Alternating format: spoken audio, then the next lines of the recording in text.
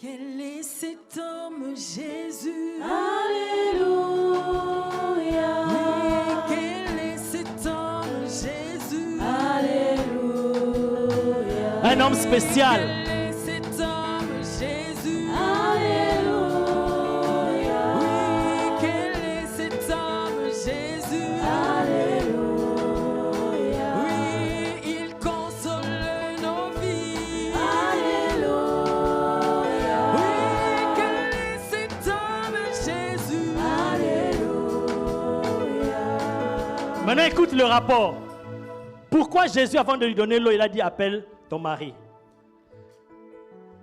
Ça résume tout ce que je viens de vous dire tout à l'heure. Et vous allez comprendre, on clôture par là. Cette femme-là était à son 6e mari, qui n'était même pas son mari. Donc elle a changé les hommes. Elle est allée d'homme en homme. Elle recherchait quelque chose.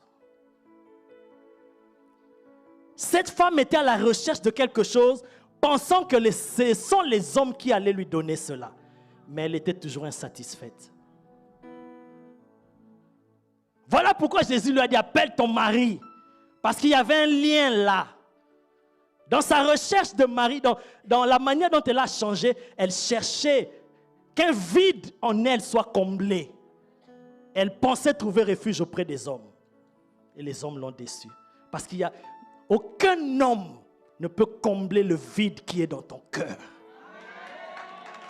Vous savez, Dieu est sage. Il a fait des choses exprès. Il a mis un grand trou. Je vais dire en d'autres termes, il a troué ton cœur. De sorte qu'il y a un vide tellement profond que rien de tout ce que tu peux mettre, l'argent, le mariage, le sexe, les femmes, les enfants, tout ce que tu peux mettre, ça ne va jamais combler ton cœur. Il n'y a qu'un seul, lui, ton Créateur.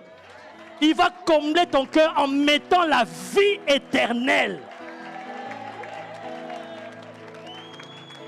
Cette femme-là était à la recherche des choses auprès des hommes, mais personne ne pouvait lui donner. Laisse-moi te dire, toi qui es ici, toi qui me suis par les images, rien, ni personne ne peut te combler ton cœur si ce n'est Jésus-Christ de Nazareth. Personne. En disant cela, Jésus voulait toucher le point sensible de la femme pour lui faire comprendre que l'eau que je vais lui donner, te donner, ce n'est pas l'eau physique. Je vais te donner quelque chose qui va combler ton cœur. Parce que tu recherches quelque chose, mais tu ne sais pas trouver. Et je suis là devant toi. Voilà pourquoi cette femme allait rater. Jésus lui avait dit, si tu savais ce que je m'apprête à te donner. Et dès que cette femme-là a reçu la chose, maintenant vous allez me dire, comment elle a reçu? Ce n'est pas marqué. C'est en esprit que tu vas voir. C'est le Saint-Esprit qui te permettra de voir. Parce que c'est la réaction de la femme qui prouve. Directement, elle laisse la cruche. Alors qu'elle est venue puiser de l'eau. Plus besoin de l'eau. J'ai plus besoin. Elle s'en va appeler les hommes. Une femme de mauvaise vie, une femme de mauvaise réputation, qui est devenue un évangéliste. Elle a appelé tous les hommes. La Bible dit le village est sorti. Ils ont dit à cette femme, nous ne croyons plus parce que tu nous as dit, mais nous-mêmes nous l'avons entendu. Et nous disons, nous reconnaissons qu'il est vraiment le sauveur de l'humanité.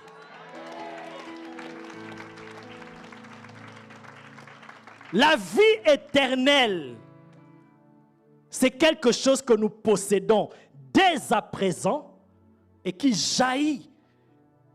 Donc, elle vient te combler toi et elle commence à couler de toi pour aller donner la vie à d'autres. Ça, c'est l'impact de la vie que Dieu nous a donnée. Il a dit à Abraham, je te bénirai et tu seras une source de bénédiction. Donc tu possèdes en toi quelque chose que tu ignorais. Prends conscience de ce que tu possèdes en toi. La vie de Dieu, elle doit couler. La vie éternelle, là, tu ne l'auras pas. Tu l'as maintenant. Elle doit couler de toi et impacter la vie aux autres. Tu vas donner le goût aux autres. Tu vas attirer les autres. Et je suis en train de te dire, Toi qui as déjà reçu Jésus dans ta vie, cette vie est en toi.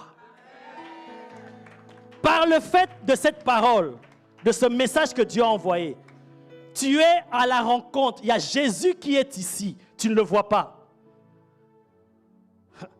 Il a dit, là où 2 ou 3 sont réunis en mon nom, je suis là. Donc je n'ai même aucun doute. Et la parole que j'annonce, ça vient de lui. Si je vous explique comment je l'ai reçu, ça vient de lui. Et là, c'est lui-même qui est ici, en train de donner de l'eau vive à ceux qui ont soif.